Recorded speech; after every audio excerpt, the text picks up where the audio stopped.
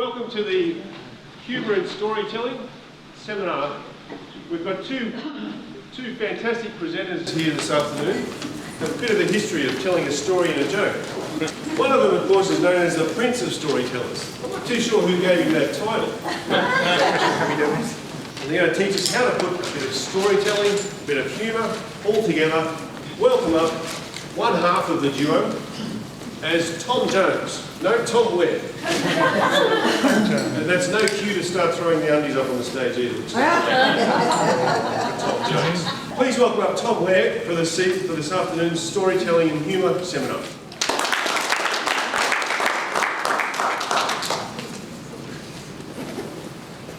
Thank you, Phil. Ladies and gentlemen, a storyteller tells stories. How do some stories begin?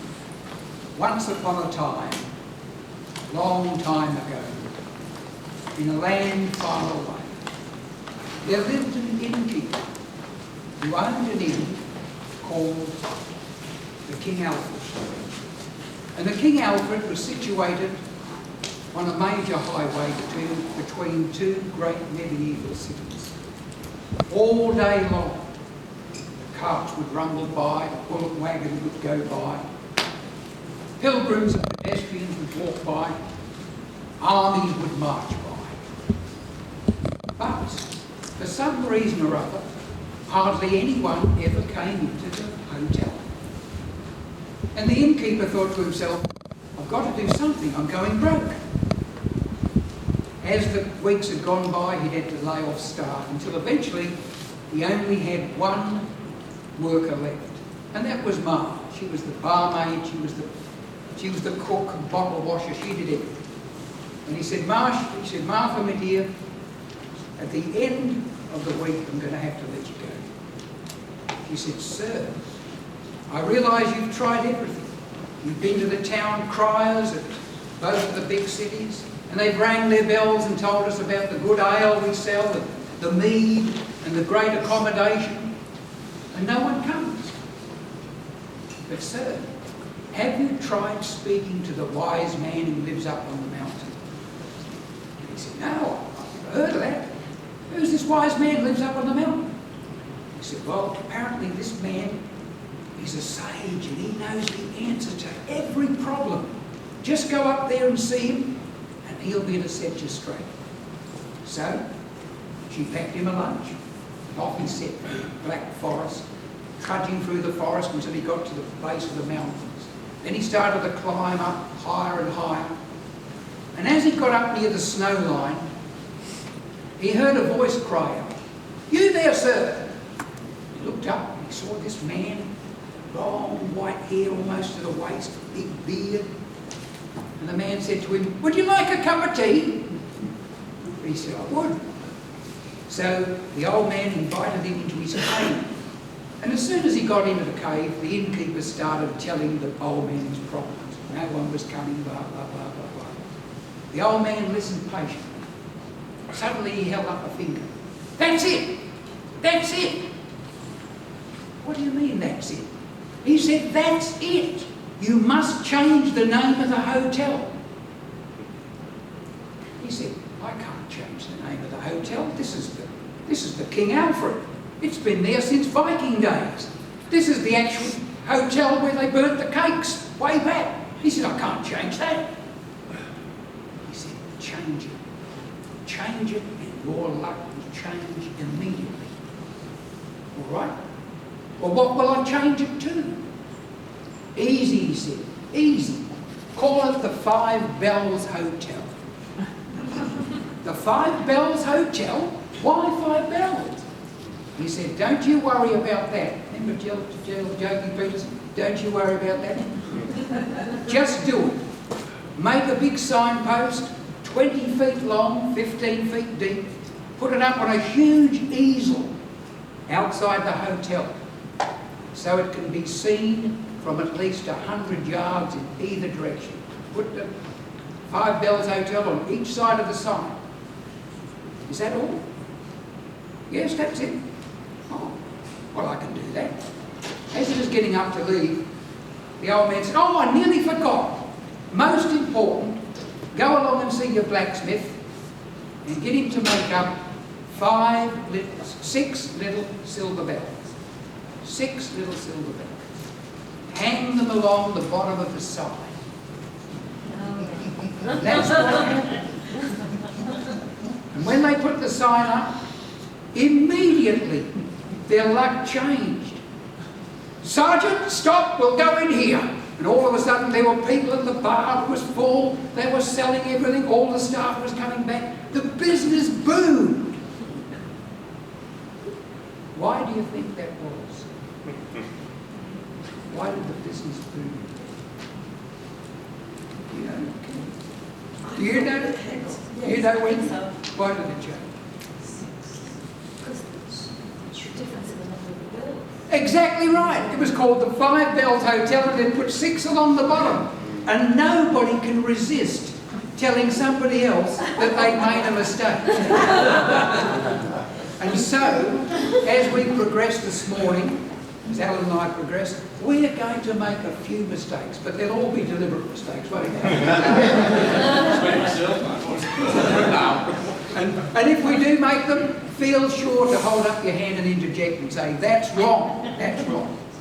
Okay. How to introduce a story. I'm going to give the introduction to 2 of the stories I tell, which are long stories, so I can't tell you the whole story, just the beginnings. And the first one goes like this. The year was 1936. The place, the great Olympic Stadium in Nuremberg, Germany.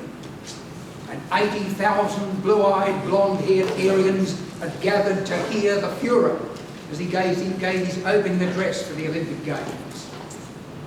All day long the gun carriages had rumbled by, the tanks had squeaked by, the jack-booted stormtroopers marched by. Up on the dais, surrounded by 50-foot high crimson banners bearing the black swastika of Nazi Germany, Adolf Hitler was haranguing the audience. Deutschland, Deutschland, Deutschland! Sieg! Hail! A great roar would go up from the crowd. Sieg! Hail! Sieg! Hail! And then there was silence. The crowd were thinking, what could be following after this? After all this going on all day, what could be coming along now? It fell silent. And it stayed silent for a while. And then people started mumbling and muttering. And then they heard it approaching from afar. And they looked up to one rim of the stadium and they saw coming over a huge airship. The Hindenburg, the greatest airship ever built. 802 feet long, 146 high, propelled by 4 enormous 1,100 horsepower diesel Benz motors. It came over, darkening a huge shadow across the stadium. Okay, that's the introduction to a presentation I call Cathedrals in the Sky, which talks about the old airships of old days. Another introduction. On the 3rd of June, 1969, the South China Sea was glassy smooth, and a full moon shone down upon the surface of that sea, turning it to a burnished silver. On the sea were a fleet of ships, warships playing war games. The fleet was divided into 2 groups, and the smaller of the 2 groups comprised 3 American destroyers, or tin cans as they used to ironically call them, 1 New Zealand anti-submarine frigate, 1 British frigate, and our own HMAS Melbourne. The objective of the fleet, the smaller fleet that night, was to locate and sink a so-called enemy submarine. So manoeuvres were taking place all through the night, and the fleet was blacked out, darkened, real wartime conditions. On the bridge of HMAS Melbourne was Captain John Stevenson. All day, all night, he'd been pacing around looking for his huge night glasses. Then he'd cross to the radar to make sure every ship was on station. He'd look at the radar and he'd say, beep, beep, beep, beep, beep, beep, beep, as the targets were picked up. And then he turned to his signalman and he said, take this message to the Frank E. Evans, take aeroplane guard, my port porter. Melbourne's course 260 degrees. Right, sir? And that message was sent. Now the Frank E. Evans, United States destroyer, was at that time about 400 yards out front of HMAS Melbourne on what they call the port head. All it had to do is turn around that way to the left in a half circle and come around and take up station behind the Melbourne. When the signal was sent, there seemed to be no response. The ships just proceeded along. He was about to send the message a second time when all of a sudden the Frank E. Evans, instead of turning to the left as expected, turned to the right. As it turned to the right, it was noticed immediately. The captain yelled out through the voice pipe, hard left rudder. Down below, right down aft on the Melbourne, about 4 decks down, a huge wheel, 7 feet high, made of steel, was swung this way, this way, this way, this way, right over, and the ship slowly turned to port. The captain then walked across to his radar screens to have a look to see that every ship was on station. Beep, beep, beep, beep, beep, beep. And then he heard his signalman calling. Captain Stevenson, sir! Captain Stevenson! What is it? What is it? Captain Stevenson! Frankie Evans is now turning hard right. And as he looked up, he saw that the little destroyer had turned once again and was coming right under his bow. Immediately, full astern both engines! Full astern both engines! Beginning of another story. Now I ask you, would you be frustrated if you heard that much of a story and the storyteller didn't go on? Yes. So, I told you the introduction of 2 stories. What did you notice about those stories? What did you notice about the introduction? Yeah. It builds up to a climax. Absolutely, yeah. But what else? What else? What's fundamental? Start off with giving a precise date and place. Right. Time and place. People aren't interested in waffle at the beginning of a story. They want to know where the scene is set. They want to know where it's set, where it's beginning, and where it's leading.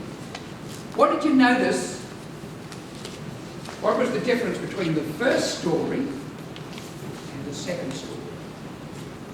The second story led into the problem. There's always a problem. There's always an antagonist. There's always an anti-hero. There's always something to be overcome. So you set the scene, create the atmosphere.